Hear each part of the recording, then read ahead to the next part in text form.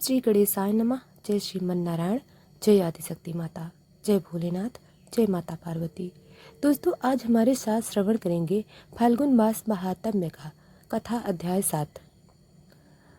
श्री मैत्री जी आगे कहते हैं, विदु जी, भगवान के इस प्रकार आश्वासन देने से देवताओं का भय हो जा रहा है और वे उन्हें प्रणाम करके स्वर्ग लोक को चले गए। तत्विराट स्वरूप भगवान गरुड़ पर चढ़कर अपने भक्त को देखने के लिए मधुबन में आए। उस समय ध्रुव जी तीव्र योगाभ्यास से एकाग्र हुई बुद्धि के द्वारा भगवान की बिजली के समान दीप्तिमान जिस मूर्ति का अपने हृदय कमल में ध्यान कर रहे थे, वह सहसा विलीन हो गई। इससे घबराकर उन्होंने जो नेत्र खोले कि भगवान के उसी रूप को बाहर आपने सामने खड़ा देखा। प्रभु का दर्शन पाकर बालक ध्रुव को बड़ा कौतूहल हुआ।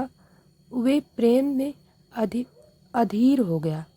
उसने पृथ्वी पर दंड के समान लौटकर उन्हें प्रणाम किया। फिर वे इस प्रकार प्रेम भरी दृष्टि से उनकी ओर देखने लगे, मानो नेत्रों से उन्हें पी जाएंगे, मुख से चूम लेंगे और भुजाओं से कस लेंगे। वे हाथ जोड़े प्रभु के सामने खड़े थे और उनकी स्तुति करना चाहते थे, परंतु किस प्रकार करें यह नहीं जानते थे। स्वयं अंतर्यामी हरि उसके मन की बात जान गए। उन्होंने कृपा पूर्वक अपने बेदम शंख को उनके गले में छुआ दिया। ध्रुव जी भविष्य में अविचल पद प्राप्त करने वाले थे। इस समय शंख का स्पर्श होते ही उन्होंने वेदम दिव्यवाणी प्राप्त हो गई और जीव तथा ब्रह्म स्वरूप का भी निश्चय हो गया। वे अत्यंत भक्ति भाव से धैर्य पूर्वक विश्वविख्यात कीर्तिमान श्री हरि की स्तुति करने लगे। ध्रुव जी ने कहा, प्रभु, आप सर्वशक्ति संपन्न हैं। आप ही मेरे अंतःकरण में कर अपने तेज से मेरी सोई हुई वाणी को सजीव करते हैं तथा हाथ, पैर, कान और त्वचा आदि अन्याय इंद्रियों एवं प्राणों को भी चेतन देते हैं। मैं आप अंतर्यामी भगवान को प्रणाम करता हूँ। भगवान आप एक ही हैं, परंतु अपनी अंतर गुण माया शक्ति से इस मदा संपूर्ण प्रचंड को रचकर अंतर्यामी रूप में प्रवेश कर जाते हैं और फिर इससे इंद्रियां असत गुणों से उनके अधित्री देवताओं के रूप में स्थिर होकर अनेक रूप बसाते हैं। ठीक वैसे ही जैसे तरह तरह की लकड़ियों में प्रकट हुई आग अपनी उपाधियों के अनुसार भिन्न भिन्न रूपों में बसती हैं।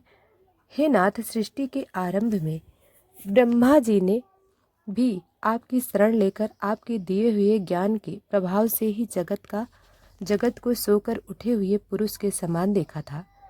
दीन बंधु, उन्हीं आपके चरण तल का मुक्त पुरुष भी आश्रय लेते हैं। कोई भी कृतज्ञ पुरुष उन्हें कैसे भूल सकता है। प्रभु, इस शतुल शरीर के द्वारा भोगा जाने वाला इंद्रिय और विषयों के संसर्ग से उत्पन्न सुख तो मनुष्यों को नरक में भी मिल सकता है।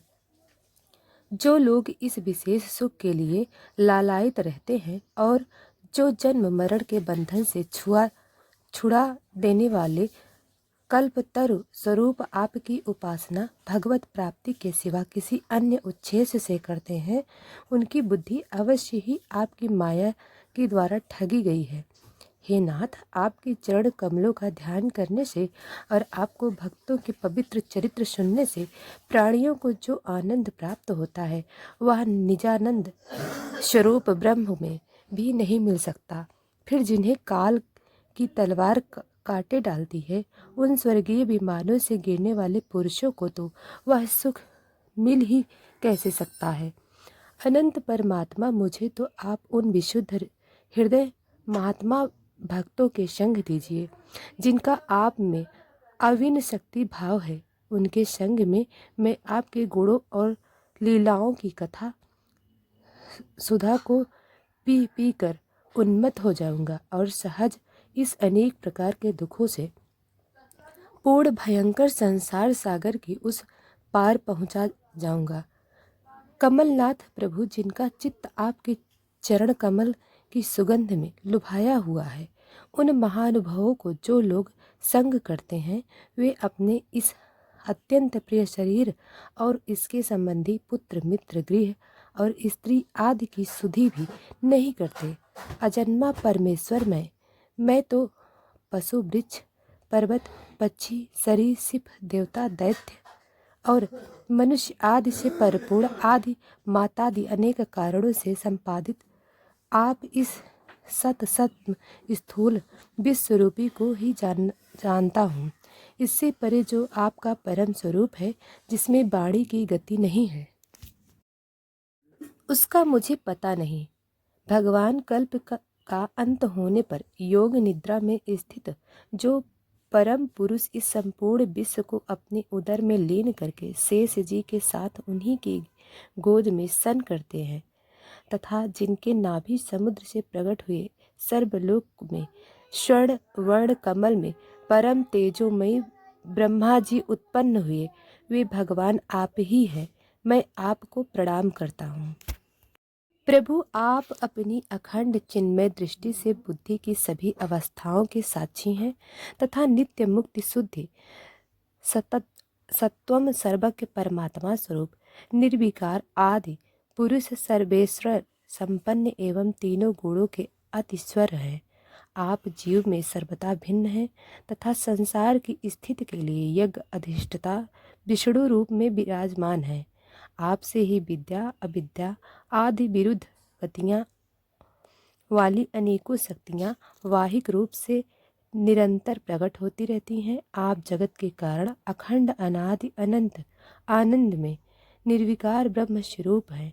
मैं आपकी शरण हूँ भगवान, आप परमानंद मूर्ति है।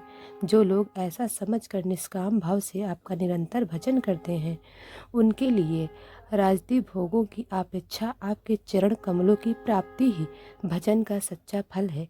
स्वामी, यदि भी बात ऐसी ही है तो भी गौ जैसे अपने तुरंत के जन्मे हुए बछड़े को दूध पिलाती या व्याघात से बचाती है, उसी प्रकार आप भी भक्तों पर कृपा करने के लिए निरंतर विकल्प करने के कारण हम जैसे साकाम जीवों को भी कामना पूर्ण करके उनकी संसार भय से रक्षा करते रहते हैं।